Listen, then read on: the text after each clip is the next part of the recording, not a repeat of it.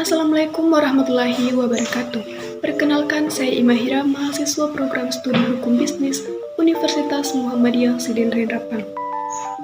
Hari ini saya akan menjelaskan konsep yang sangat penting dalam dunia hukum, yaitu pengertian dan definisi kontrak, serta asas-asas hukum kontrak. Nah, ini adalah topik yang relevan dan mendasar dalam hukum kontrak dan bisnis. Pada video ini kita akan menjelajahi konsep kontrak, apa itu kontrak, dan bagaimana asas-asas hukum kontrak memengaruhi pembentukan, pelaksanaan, dan pemutusan kontrak.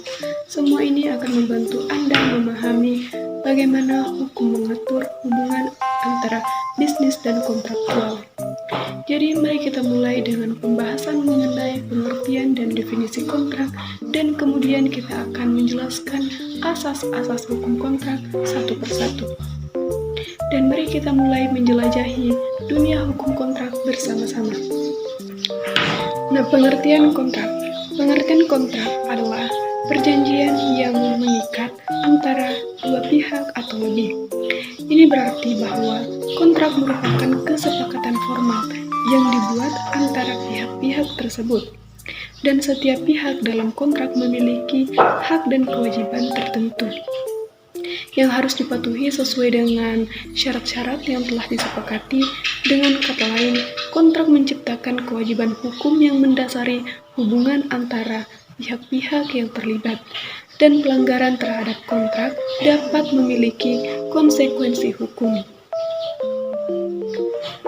Kontrak dapat juga digunakan dalam berbagai konteks seperti bisnis, properti, pekerjaan, sewa, dan banyak lainnya. Dalam kontrak, pihak-pihak biasanya menetapkan persyaratan termasuk apa yang akan dilakukan, dan kapan dan bagaimana, serta apa yang akan terjadi jika salah satu pihak tidak memenuhi kewajiban kontrak. Nah, kontrak adalah alat yang penting dalam hukum untuk menciptakan keteraturan dan perlindungan dalam berbagai transaksi dan hubungan antar individu dan entitas bisnis. Nah, kontrak dapat dibuat dalam dua bentuk utama, yaitu secara tertulis atau lisan. Ini penjelasannya. Yang pertama, kontrak tertulis. Nah, kontrak tertulis adalah perjanjian yang diatur dalam dokumen tertulis, di mana dokumen ini bisa berupa surat perjanjian, perjanjian resmi, kontrak yang ditandatangani oleh semua pihak yang terlibat. Dan kontrak tertulis juga memiliki keunggulan karena semua syarat dan ketentuan dapat terdokumentasi dengan jelas. Hal ini mengurangi risiko kesalahpahaman di kemudian hari. Nah, biasanya lebih mudah untuk menegakkan hak dan kewajiban pihak-pihak jika kontrak sudah tertulis. Dan yang kedua, kontrak lisan. Kontrak lisan adalah perjanjian yang disepakati secara lisan tanpa penulisan formal. Ini bisa berupa kesepakatan yang diucapkan secara langsung atau dalam percakapan telepon. Dan meskipun kontrak lisan sah dalam banyak yurisdiksi, pembuktian kesepakatan lisan bisa lebih sulit dibandingkan dengan kontrak tertulis. Nah, kontrak lisan sering juga digunakan dalam situasi sehari-hari, seperti kesepakatan jual beli atau toko perjanjian lisan antara teman atau anggota keluarga. Penting untuk diingat bahwa perbedaan hukum di berbagai negara mengenai kontrak lisan. Nah, beberapa yurisdiksi mungkin memiliki persyaratan tertentu yang mengharuskan kontrak tertentu untuk dibuat secara tertulis untuk sah. Oleh karena itu, sangat penting untuk memahami hukum setempat, dan jika mungkin selalu lebih baik untuk membuat kontrak secara tertulis ketika melibatkan transaksi yang penting atau kompleks. Nah, dalam situasi apapun, baik kontrak tertulis maupun lisan, klarifikasi dan komunikasi yang baik antara pihak-pihak adalah kunci untuk menghindari sengketa di masa depan. Nah, definisi kontrak adalah unsur-unsur utama dalam sebuah kontrak, mencangkup tawaran dan penerimaan, serta elemen-elemen penting lainnya. Nah, berikut tentang penjelasan dari kedua tersebut. Yang pertama, tawaran atau offer. Tawaran adalah pernyataan yang ditujukan kepada pihak lain yang mengekspresikan keinginan untuk membentuk kontrak dengan syarat-syarat tertentu. Dan tawaran harus mencakup unsur-unsur yang jelas, termasuk identitas pihak yang membuat tawaran, objek kontrak, harga, jangka waktu, dan syarat-syarat lainnya. Tawaran adalah langkah awal dalam pembentukan kontrak. Setelah tawaran diberikan, pihak yang menerima tawaran memiliki pilihan untuk menerima atau menolaknya. Yang kedua, penerimaan atau acceptance. Nah, penerimaan adalah tindakan yang menunjukkan persetujuan terhadap tawaran yang telah diajukan. Nah, ini berarti pihak yang menerima tawaran bersedia mengingatkan diri sesuai dengan syarat-syarat tawaran tersebut. Nah, penerimaan harus dilakukan sesuai dengan syarat-syarat yang ditentukan dalam tawaran. Misalnya, jika tawaran mengharuskan penerimaan secara tertulis, maka penerimaan harus dilakukan secara tertulis. Nah, penerimaan juga sesuai dan tepat waktu akan mengikatkan pihak-pihak dalam kontrak dan kontrak yang dianggap terbentuk. Dan yang ketiga, kesepakatan yang sah. Nah, pembentukan kontrak merupakan kesepakatan yang sah antara pihak-pihak yang terlibat. Kesepakatan ini mencakup tawaran yang jelas dan penerimaan yang sesuai. Nah, untuk dianggap sebagai kesepakatan yang sah, tawaran harus spesifik, tidak menerima tawaran bersedia mengingatkan diri sesuai dengan syarat-syarat tawaran tersebut. Nah, penerimaan harus dilakukan sesuai dengan syarat-syarat yang ditentukan dalam tawaran. Misalnya, jika tawaran mengharuskan penerimaan secara tertulis, maka penerimaan harus dilakukan secara tertulis. Nah, penerimaan juga sesuai dan tepat waktu akan mengikatkan pihak-pihak dalam kontrak dan kontrak yang dianggap terbentuk. Dan yang ketiga, kesepakatan yang sah. Nah, pembentukan kontrak merupakan kesepakatan yang sah antara pihak-pihak yang terlibat. Kesepakatan ini mencakup tawaran yang jelas dan penerimaan yang sesuai. Nah, untuk dianggap sebagai kesepakatan yang sah, tawaran harus spesifik, tidak mengandung unsur-unsur penipuan, tekanan atau kebingungan. Penerimaan harus bersifat penuh, tidak bersyarat, dan sesuai dengan syarat-syarat tawaran.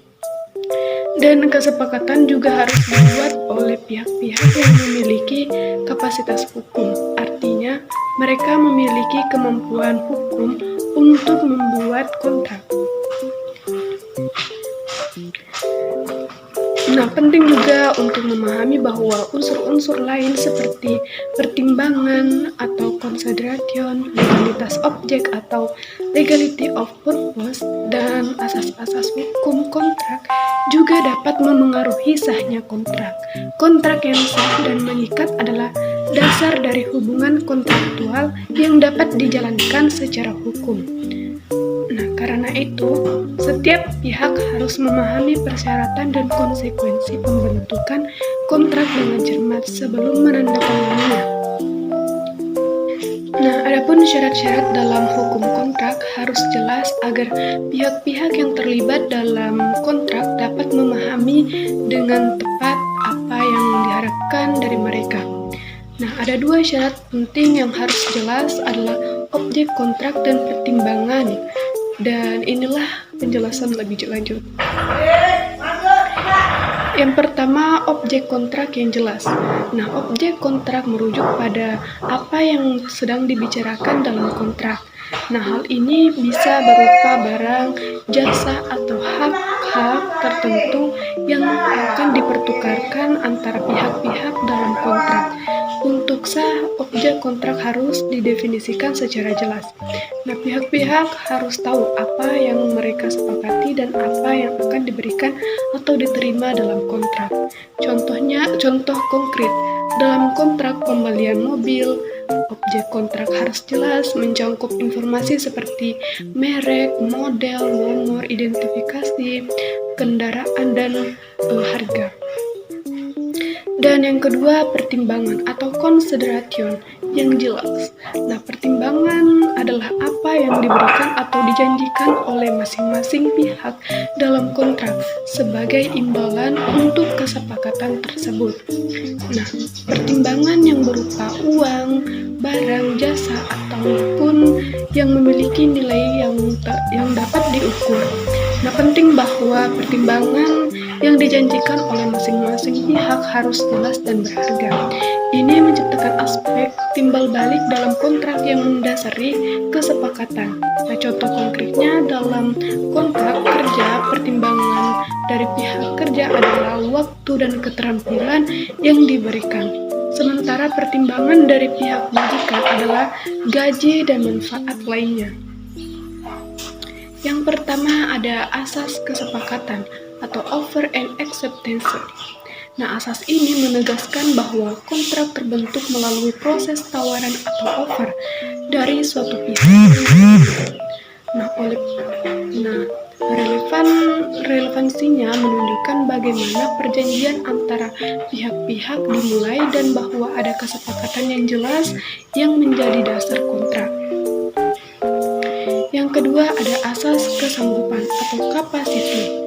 Nah, asas ini menuntut bahwa pihak-pihak yang terlibat dalam kontrak harus memiliki kapasitas hukum untuk melakukannya, seperti tidak terlalu mudah, tidak dalam keadaan tidak sadar, atau dilarang oleh undang-undang.